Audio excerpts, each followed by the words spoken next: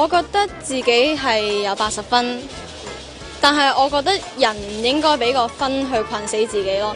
最緊要係你學習到啲乜嘢，得到啲乜嘢。好勵志啊！入行即刻拍新戲《小男人周記3》，原來靜靜雞又有新戲開啦！當然我係飾演一個好家境清貧嘅女仔，跟住被逼良為娼啦就。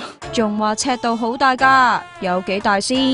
經過強姦，我覺得呢個稍有意外呢，我簡直可以係身亡喺片場嘅。係玩過啲咩性虐待嗰啲？唔係，係直頭係一啲傷害性嘅虐待嚟嘅。